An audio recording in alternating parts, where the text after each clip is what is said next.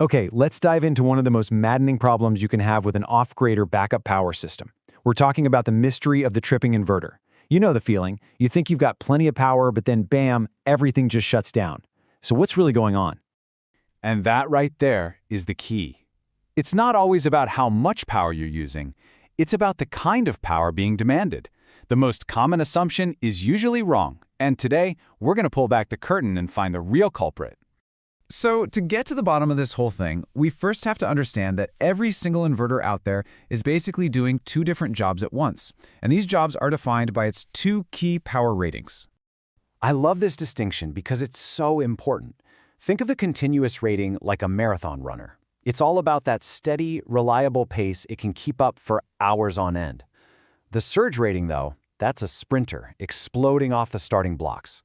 A massive, short-lived burst of power that only lasts for a moment. Understanding that difference is absolutely everything. So which appliances are these sprinters?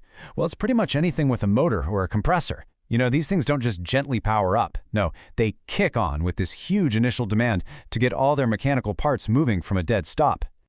And this is where most systems get into trouble. That initial kick can demand anywhere from 2 to 5 times the appliance's normal running power. So let's say you have a 300-watt refrigerator. For a split second, it might try to pull over 1,200 watts.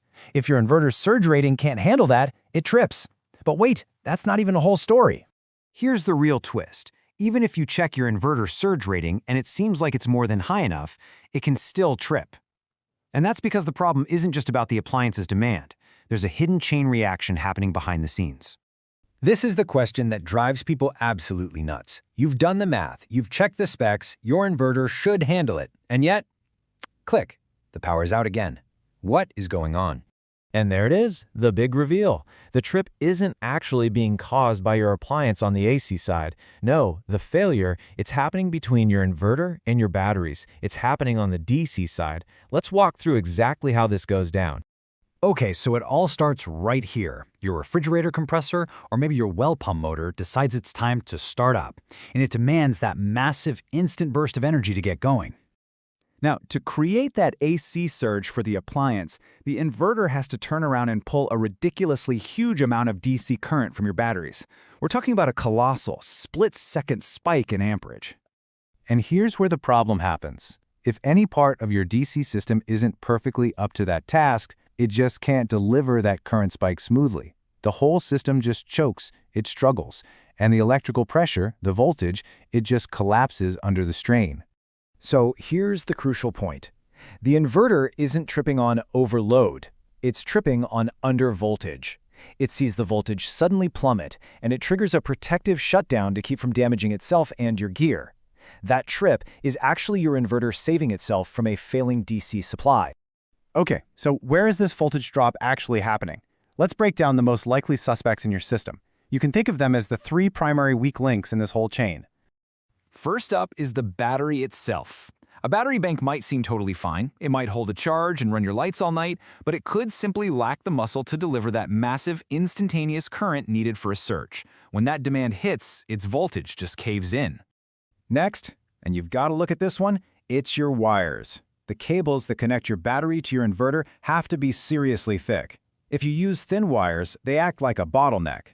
During that huge DC current spike, their own resistance causes a severe voltage drop before the power even gets to the inverter.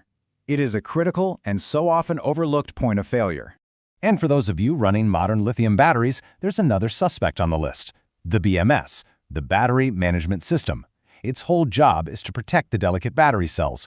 So if it sees a current surge that it thinks is unsafe, it can just act like a superfast circuit breaker and instantly cut all the power.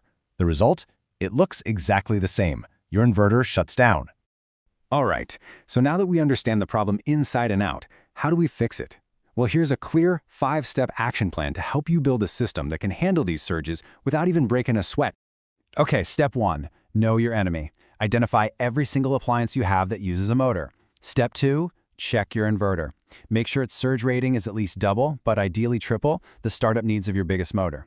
3, evaluate your battery bank. Make sure it's actually robust enough to deliver those high surge currents. 4, and this is non-negotiable, use thick, properly sized cables. And finally, number 5, just be smart about how you use your power. Don't let your water pump and your air conditioner try to kick on at the exact same time. We call that surge stacking, and it's a guaranteed recipe for a shutdown. So, the next time your system trips, don't just flip the switch and forget about it. Pay attention. If it only happens when the fridge kicks on or when the well pump starts, that is not a random glitch. That is the exact chain reaction we just walked through, and now you know exactly where to start looking. And you know, that really is the ultimate takeaway here. This isn't just about buying the biggest, most powerful inverter. It's about building a balanced DC system, your battery, your cables, and your inverter that can all work together to handle the violent, split-second demand of a surge. Get that right, and you'll finally have a system you can truly depend on.